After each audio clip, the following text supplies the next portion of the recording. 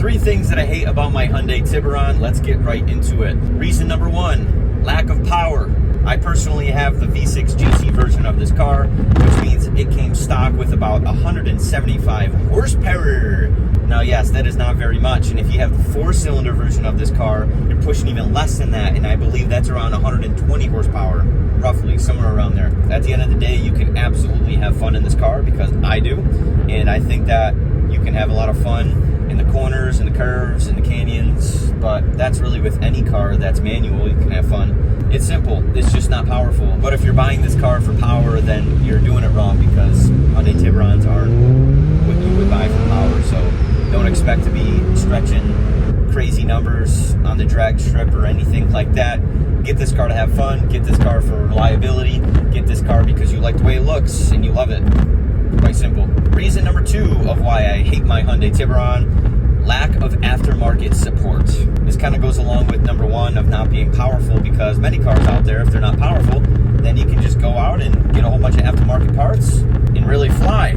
However, the Hyundai Tiburon is not one of those cars where you can just go ahead and do that. They used to sell things like superchargers and whatnot for this car, but unfortunately they don't sell things like that anymore. So if you really want to get some power, you're either going to have to find a used supercharger from a Tiburon owner, or what you're going to have to do is get a turbo and turbo it. But unfortunately, this engine really isn't built for a lot of tuning potential, and at the end of the day, if you really just want power, then you might as well just do an engine swap, honestly. But in all aspects, there's no aftermarket support at all.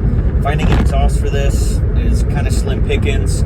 Orla makes one for it. I believe Arc makes one for it.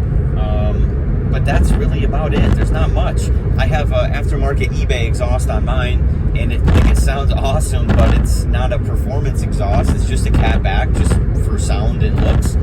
And you know, finding other things, like I said, for power and bolt-ons, it's very hard to come by. So if you buy this car and you're looking to do some modifications and you want more power and all that stuff, be prepared to look for quite a long time, or kind of create your own stuff and be resourceful, because there's just no support.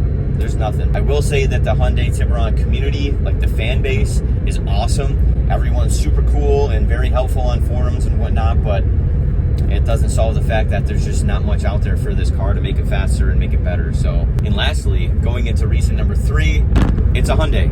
It's not a JDM. And the reason why, to me, that's such a big con is because this car is not going to appreciate. This car is not going to be highly sought after. At the end of the day, it's just a Hyundai. It's a Hyundai. Now, I'm not saying that the brand is such a bad thing, but the brand didn't do a good job of making sure that their sports car in their entire lineup wasn't rear-wheel drive, wasn't all-wheel drive, didn't come with much power, didn't come with much aftermarket support. It was just kind of like a, hey, let's just put together a cool-looking coupe, but not make it fast and not make it super popular by making it rear-wheel drive in the tuner community or drifting community. Let's just make a cool 2-door coupe and hope that people like it. That's all. You know what I mean? Like, if they would have just did a few things to this car, it would have made it highly sought after, in my personal opinion. I think it would have been a little bit better, and you could see that with the Genesis that came after this car. Even the Genesis still now wasn't a huge hit. I mean, I think it's awesome. I love the car personally, but it's not something that is super loved in the community, you know what I mean? So yeah, it's a Hyundai. It's not a JDM. You're not going to see this car skyrocket to $10,000 in the next 10 years, in my personal opinion. If it does, then freaking awesome, but I'm just not banking on that happening like a lot of these JDM cars are doing now in the market. Now, with that being said, I do think it's underrated when it comes to reliability, the looks of the car, the aesthetics of the car. I do think it's underrated in that regard, but it is not underrated in the power department. It is not underrated in the aftermarket support department, and it is not underrated because it's not a JDM. But yeah, personally, those are my top 3 reasons why I dislike this car. If you have any comments about that or any other gripes about this car, feel free to leave them in the comment section down below. I'd be really interested to see what else people have to say about this amazing little Tibby. But in conclusion, I don't think that those 3 reasons are the reason why I'm ever going to get rid of this car. I didn't buy this car for any of those reasons.